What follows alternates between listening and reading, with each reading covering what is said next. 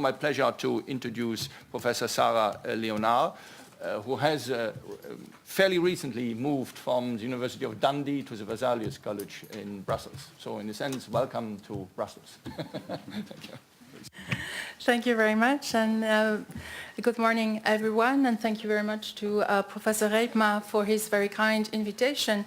It's a pleasure to be here today, especially because I'm actually not a legal expert, I'm a political scientist, so I hope to also perhaps give you a different perspective on the agency. So Professor Reitma asked me to talk about Frontex in the institutional context of the other European agencies and the Justice and Home Affairs agencies in particular. And it's true that when one puts Frontex in this context, one sees really very interesting things compared to other agencies, and in particular those that deal with single market-related issues. And what we see, first of all, is an extreme dynamism.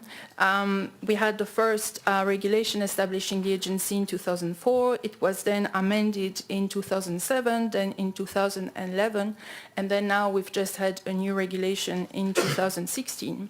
And what is also characteristic of Justice and Home Affairs is the mushrooming, so to speak, of agencies. We now have 9 agencies that call themselves Justice and Home Affairs agencies. So there's CEPOL, Europol, Eurojust, the ESO, Frontex, EU LISA, the European Institute for Gender Equality, the Fundamental Rights Agency, as well as the European Monitoring Center for Drugs and Drug Addiction. And political scientists who have been studying European agencies for a long time tend to highlight that when a lot of agencies are created, there's always a risk of policy fragmentation. And what is remarkable in the field of justice and home affairs is that we have seen over the last 10 years a particularly remarkable growth in interagency cooperation. And we can see that at the bilateral level and at the multilateral level.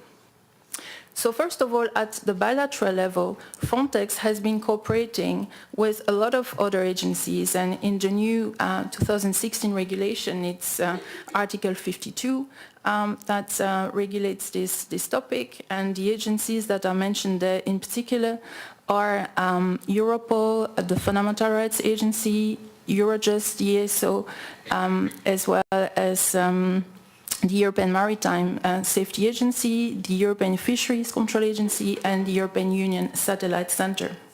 So over the last few years, Frontex has been entering into agreements with these various agencies and cooperating on training, on information exchange, and so on. And what is, I think, really a fascinating development is the development of an institutionalized forms of multilateral cooperation. So there has been, since 2006, a Justice and Home Affairs Agencies network. And there, these agencies cooperate on 2 levels. There's the horizontal level, so agencies cooperate on issues such as coordination and information exchange, training, external relations.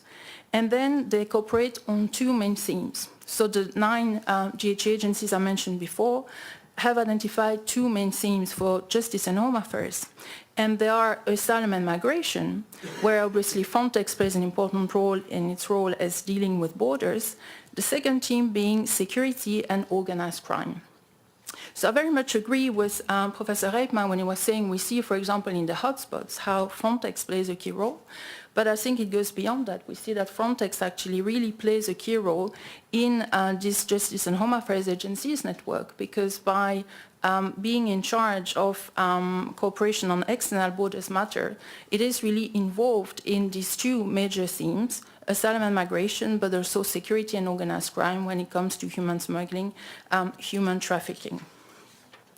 So I know that I don't have much time, so I find this really interesting because from the point of view of political science, we would have said the growth in the number of agencies may lead to fragmentation. We actually see that this is an issue that the agencies themselves have realized and that they have been tackling. But there are still questions that remain, and I would like to emphasize 2 in that respect. The first is that, again, academic research suggests that when networks are created, then it creates issues of control and fears of bureaucratic drifts for the principals who have established the agencies. And so there are questions about how each agency is controlled, and there are also questions over how these activities that they do together is controlled. To whom are they exactly accountable? And the second issue in terms of fragmentation and relations amongst agencies, I think really poses itself now when it comes to the new rebranded Frontex as the European Border and Coast Guard Agency. So what are the relations going to be with the European Maritime Safety Agencies and the Fisheries Agency? And there's actually a whole separate article that has been devoted to that in the new regulation, Article 53, on European cooperation on Coast Guard functions. So again, there's a history of cooperation between the two agencies, but as Frontex takes a more important role in Coast Guard functions, it will be interesting to see how the relations between the two agencies evolved. And I will leave at that. Thank you.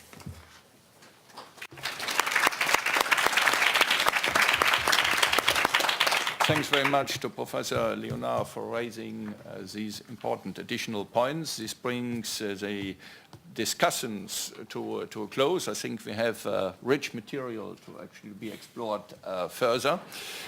We have, thanks to the discipline shown by the speakers, nearly an hour, a little